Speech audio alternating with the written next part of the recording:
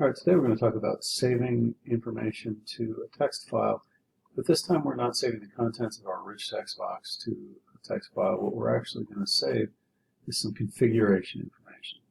So I've created a very basic, it's not great, but it works, dark mode for my thing. So if I'm working in light mode, I have black text on white. If I switch over to dark mode, I'm going to get white text on black background. All right, so it's a very basic dark mode, switches back and forth. You can see there's some flaws to it. It doesn't. If I've changed the color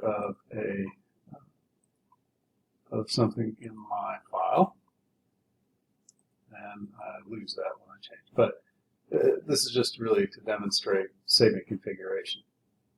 So normally what we would do in Windows, for the longest time anyway, if we wanted to save a configuration change, we would save it to the registry. And if you're going to write a big professional program where you're going to distribute the information or the installation, you may still want to do that. But for our purposes, especially on the school-based computers, which may have the registry locked down a little bit, we're not going to use the registry. Instead, we're going to use a text file. And the text file we're going to use is going to be stored in the directory, the same directory as our executable file. It doesn't have to be, but the thing about storing it there is it's easy because then we don't have to set the path for everything. So by default, if we only mention a file name, what's going to happen is that it's going to assume that that file is in the directory that we are working in, the directory that our executable file is in. So, and our file is going to be a text file, and the text is going to have the information on what settings that we have. But it's not going to have a .txt extension. I'm going to use a .cfg extension, and the only reason is it makes it less likely that curious people will poke around it and change things. Plus, if someone's trying to troubleshoot a problem down the road, if they see CFG, we know that's probably a configuration file, but not to be confused with config, which is a configuration file type that Visual Studio uses. So you're going to see we're here in our debug directory where we have our executable text. And what we're going to do, so I've shown you my dark mode here, is we are going to create a file, and that file is going to be called my.cfg. And that file is going to have the words dark mode on or dark mode off. And when I open my program, it's going to open that text file and it's going to search for those words. And if it has the words dark mode on, it's going to enable dark mode. And if it has the words dark mode off, it's going to disable dark mode. So the way dark mode works on mine, very simple. When we check the box, it changes the back color and the fore color of the rich text box. If we uncheck it, it changes it back to black and white. And this is on check change. So every time I change the status of that checkbox, the background and the foreground colors change. All right, simple enough. So what I'm going to do is very much like I did before. I'm going to read my text file, but this time I'm going to go onto my form, and if I look at my form's events, and I can go here to my form properties, and I've got my property pages, my events, and I'm going to find my I'm going to find my load event.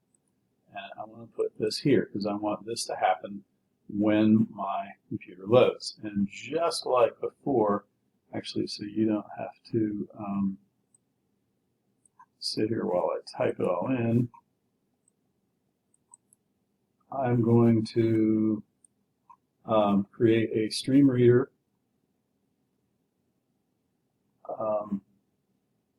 object. I'm going to create a string that's going to be called myconfigs. I do not need to, well, yeah, we'll do that. And I'm going to say that my file name is going to be equal to my.cfg. I could do this on fewer lines, but this way. And I'm going to create a stream reader object, or I've already created it, and I'm going to instantiate it. I'm going to say that when I open my text file, which is my.cfg, that we're going to put that in a stream reader object, which is going to be named SR. So now from a stream reader object, I can load the string, all of the text that's in there as a string, by doing SR read to end. So that's going to read the file that I just opened into the myconfigs string. So now, in that myconfigs file, or in that my.cfg file, which has now been loaded into the myconfig string, I have a string that I can search in myconfig. So I'm going to say if myconfigs contains dark mode on, oops, sorry, Python, then that checkbox that says that I have dark mode enabled is going to become checked. So I'm actually not enabling dark mode. What I'm doing is I'm checking the box, and I have code here that says what to do when the box gets checked or unchecked. So it's going to do the rest of that stuff for me. It's going to convert it to dark mode as the program opens, because this is all happening when the form loads. And the form loads when the program starts. Now, the default, when it first opens, is that that box isn't checked. So I don't really need other code. I don't need to do anything else. But there's two other little touches I have to put in here. The first thing is I have to close that file. If I don't close that file, what's going to happen is when I go to, if I change the status and it goes to write the changes to this file, the file is going to be locked and I'm going to get an error. So I have to have the close here. Now the other thing is, and we haven't done much in the way of, or anything in the way of error handling, but we do have to error handle this, because if the my.cfg file doesn't exist, it's going to crash our program. So I'm not going to go into file handling much other than to say that we're going to put all of this into a try block. So if it fails, just basically nothing will happen. All right, and that's good because it's going to fail the first time, because I don't have that my.cfg file there, right?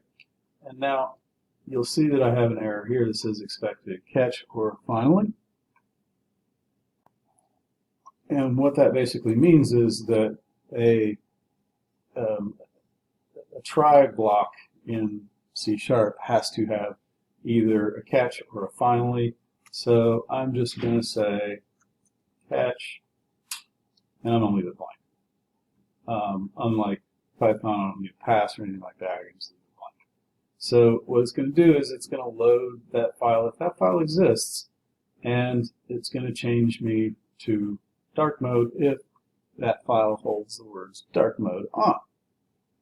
All right, so the first time it's going to fail because there's no file. So what I'm going to do is I'm going to write code that's going to create that file the first time I close the program, whether or not I've changed the file. So I'm going to go back here to my file. I'm going to do, under form closing, I'm going to add some code.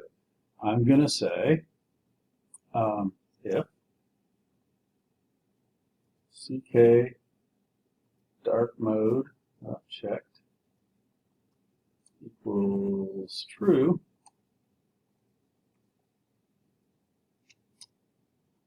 then I'm going to file write all text my.cfg.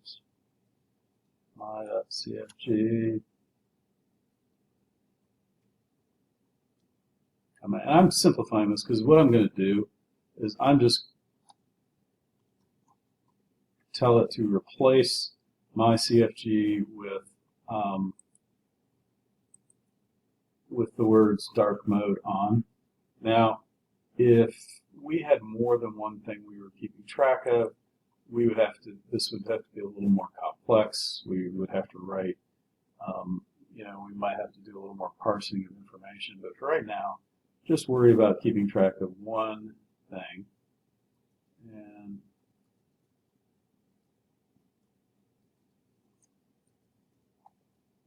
my.cfg dark mode off. All right. So now what's going to happen is the first time I open my program, it's going to fail to read my.cfg because it doesn't exist yet. But it's not going to crash because I have the error handling here.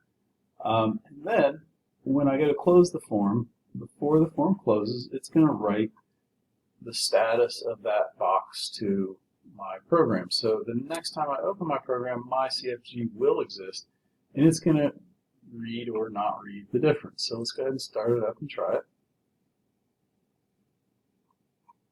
So I'm going to set dark mode to on. I'm going to close my program. Now I'm going to come back, open my program, and you'll see it's starting in dark mode because it read that configuration. If I turn off dark mode and I close it, then the next time I go to open it, it's still turned off. So now I have a way of saving the status of my program from one execution to the next.